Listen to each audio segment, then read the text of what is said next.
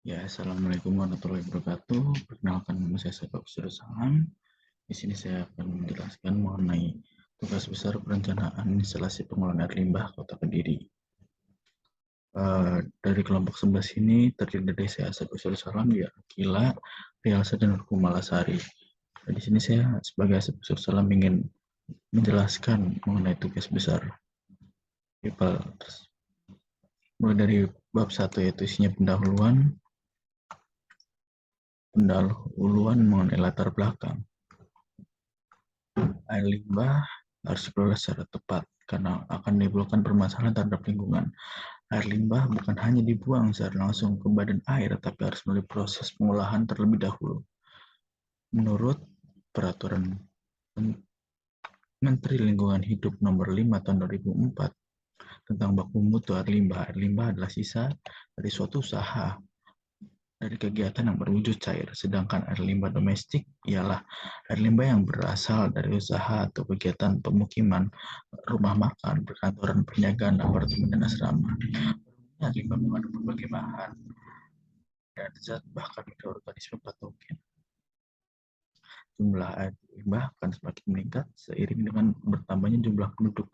Apabila air limbah tidak diolah dengan baik, maka akan menimbulkan berbagai masalah terhadap lingkungan dan kesehatan manusia.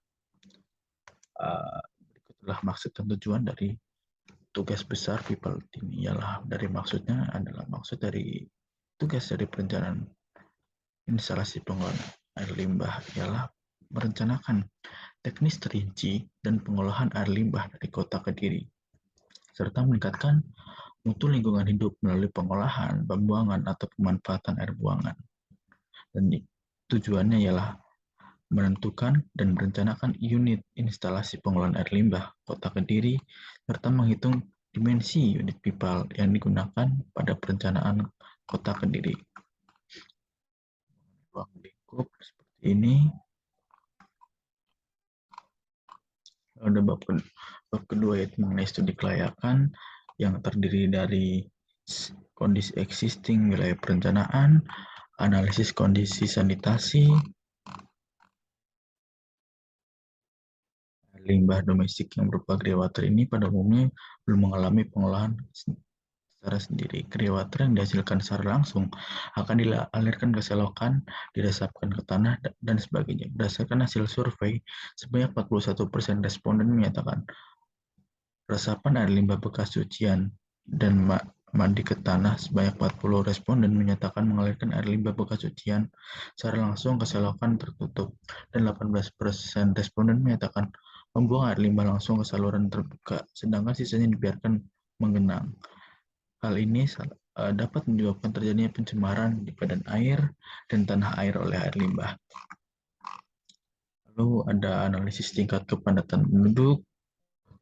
Dari kepadatan penduduk di Kota Kediri pada tahun 2022, penduduk di Kota Kediri mencapai 286.796 jiwa, dan pada tahun 2021 penduduk mencapai 287.962 jiwa.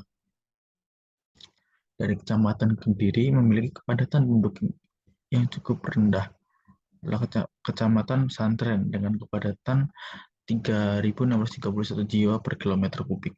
Sedangkan yang memiliki tingkat penduduk paling tinggi ialah Kecamatan Kota, dua angka hingga 5.306 jiwa per kilometer kubik. Lalu mengenai strategi penetapan wilayah perencanaan SPAL. Di sini ada penentuan zona prioritas. Penentuan zona prioritas ini dipertimbangkan dengan berbagai macam aspek. Macam-macam aspeknya mulai dari perangkaian kepadatan penduduk, perangkaian beban BOD, perangkingan angka kondisi sanitasi, perangkingan angka kesakitan, dan perangkingan akhir.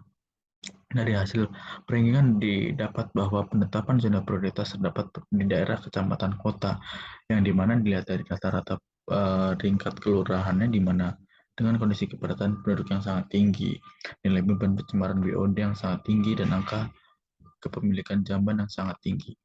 Lalu untuk pembagian zona pengembangan,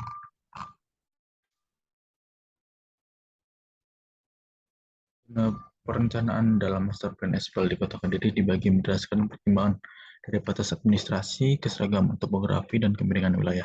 Keseragaman tingkat kepentingan penduduk, keseragaman tingkat risiko kesehatan lingkungan berdasarkan pertimbangan tersebut di atas, maka zona perencanaan dalam dokumen RISPA Kota Kediri dibagi menjadi tiga pembagian: zona 1, zona 2 kecamatan kota, dan zona 3 kecamatan pesantren.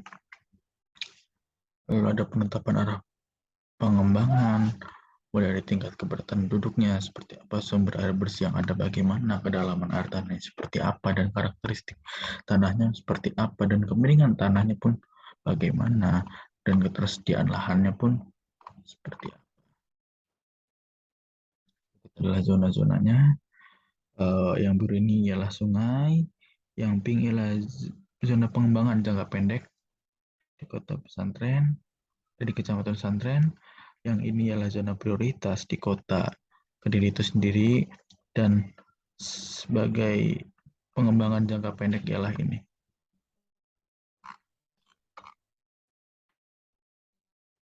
Bab 3, perencanaan debit dan beban pengolahan air limbah. Yang pertama itu perencanaan debit air limbah bagi baik domestik ataupun domestik. Di sini dijelaskan bahwa debit rata-rata didapatkan dari ada debit domestik terlebih dahulu, menghitung debit domestik.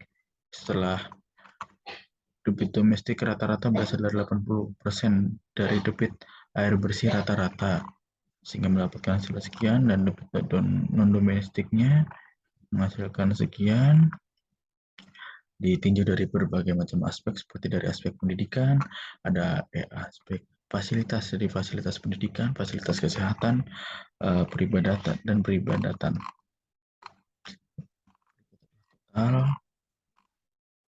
Debit infiltrasi, debit puncak, debit maksimum, hasil perhitungan total debit air limbahnya,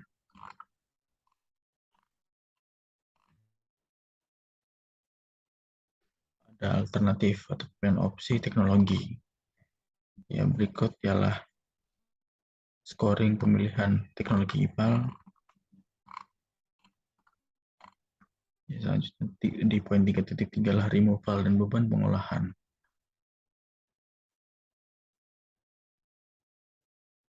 Di mana ini masuk dalam kategori medium strength. Di angka sekian, mulai dari TS-nya 720, TDS-nya 500, terus TSS-nya 210, COD-nya sekian, BOD-nya sekian, dan lain-lainnya. Sedangkan berdasarkan Peraturan Menteri Lingkungan Hidup dan Kehutanan Nomor 68 Tahun 2016, baku mutu air limbah domestik ditentukan sebagai untuk dari nilai pH-nya antara 6 hingga 9. Dan nilai CBOD 30, nilai COD 100, nilai TSS 30 mg per liter, nilai minyak 5, nilai amoniaknya 10, dan total kaliformnya 3000. Dan debit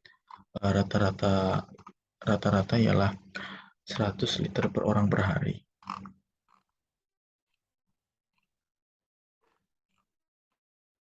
Perhitungan-perhitungan mulai dari alternatif teknologi pengolahan 1, pengolahan 2, pengolahan 3, dan pengolahan 4.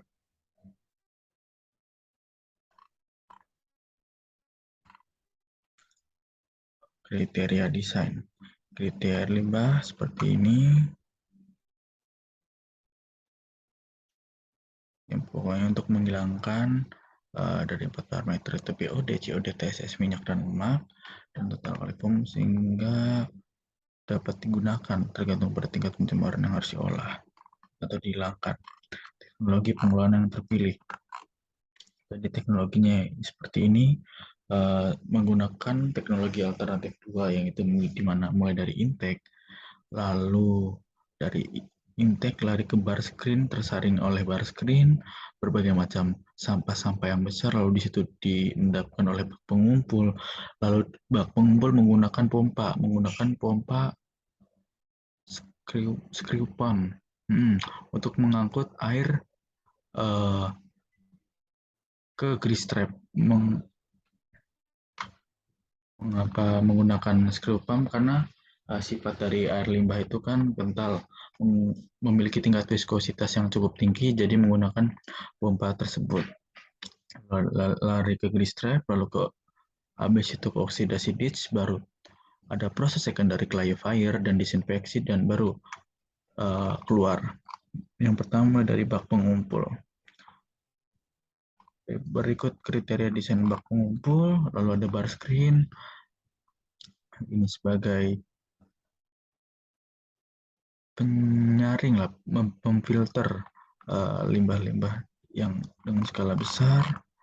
Itu berada proses sedimentasi satu, ada strap, ada chamber, ada oksidasi ditch. Jadi di sini saya mendapatkan teknologi khusus untuk proses sedimentasi dua, yaitu oksidasi ditch. Oksidasi ditch ini merupakan bak yang berbentuk seperti parit yang digunakan untuk mengolah air limbah yang memanfaatkan oksigen secara aerob. Kolam oksidasi ini biasanya digunakan untuk proses pemurnian air limbah setelah mengalami proses pendahuluan fungsi utama, itu oksidasi ditch, yaitu untuk fungsinya juga sebagai menurunkan kadar bakteri di dalam air limbah. Kriteria desain oksidasi seperti apa, sedimentasi 2, desinfeksi, ada sludge stinker, sludge drying bed untuk apa? Untuk mengeringkan hasil-hasil sludge yang ada sehingga sludge bisa digunakan oleh masyarakat atau diolah untuk sebagai pupuk bisa.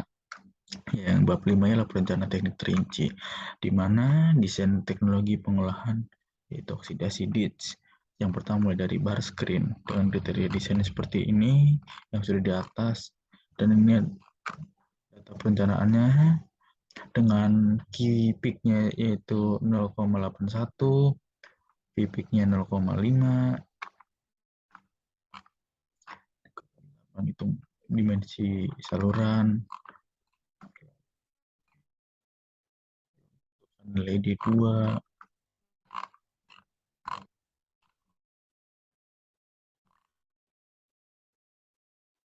selanjutnya bak pengumpul dengan kedalaman air minimum yaitu 1,5 hingga 2. Di sini berbentuk segi 4 dan jumlah baknya ialah cuma hanya satu buah dengan rasio panjang 2:1. Berikut adalah perhitungannya menggunakan screw pump.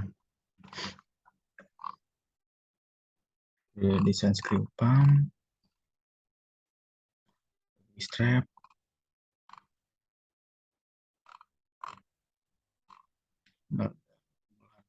primer clarifier atau sedimentasi 1. Seperti ini perhitungannya. Menghitung effluent structure, menghitung V-notch, menghitung tinggi aliran yang mulai V-notch, ada ketinggian V-notch, kecepatan aliran saat debit puncak, mengecek kedalaman V-notch, sludge production, terus ada removalnya.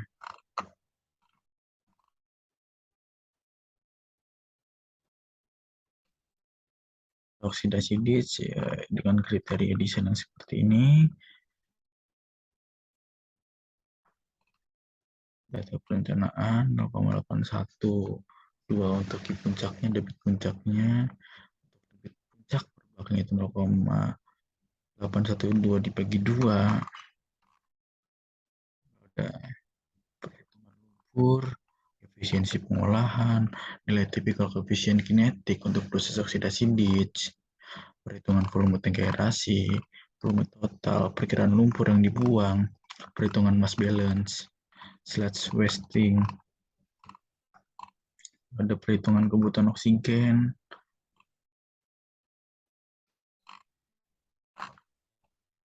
panjang rotor yang dibutuhkan, perhitungan dimensi oksidasi ditch, berapa nilainya, Ada secondary clarifier dengan kriteria desain yang seperti ini, nilai kipiknya sama, tetap yaitu 0,812 meter per detik dengan desain bak, luas diameter bak, konsentrasi silt rata-rata, massa solid di bak menghadap 2, ada kedalaman zona thickening, penentuan kedalaman zona lumpur, penentuan volume bak mengendap, hingga luas penampang pipa. Yaitu selanjutnya lah untuk unit pengolahan lumpur ada sludge thickening. Sludge thickening ini berfungsi sebagai mengurangi volume dengan membuang sepernataannya. Sepenatan ialah cairan atau fase cair dalam lumpur yang akan terpisah dengan fase padatan. Ya, perhitungannya sludge digester ini berfungsi sebagai pengolahan lumpur yang telah diperkatkan dari sludge thickener. Hasil lumpur ini dapat menstabilkan lumpur tersebut. Ini kriteria desainnya seperti ini, menghitung volume lumpur, presentasi voltaimeter, setelah digester, SG rata-rata, SG lumpur, volume digester sludge, presentasi reduksi, lalu ada volume digester, dimensi tangki, SL, lalu ada sludge drying bed untuk mengeringkan lumpur. Lumpur tidak dibuang begitu saja, tidak dibuang begitu saja, karena dapat mengurangi estetika maupun kondisi lingkungan. Lumpur akan dibuang ketika lumpur tersebut telah mengering. Atau lumpur-lumpur ini biasanya dimanfaatkan oleh para warga sekitar karena para warga menganggap setelah terproses sedemikian rupa, lumpur tersebut sudah memiliki kadar yang aman dan warga pun mengambil sebagai pupuk bisa digunakan. Itu ini perhitungannya. Kalau ada unit pengolahan tersier yaitu desinfeksi. Desinfeksi ini tetap berfungsi sebagai penghilang mikroorganisme patogen yang menggunakan kaporit atau tawas. Ya, itu langsung ke BOD, BOQ, RAB.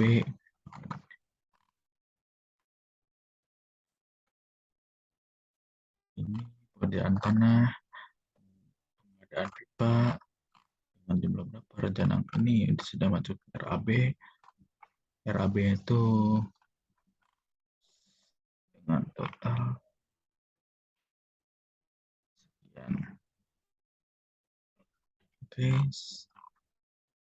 sekian dari saya. Bila taufiq wal hidayah. Wassalamualaikum warahmatullahi wabarakatuh.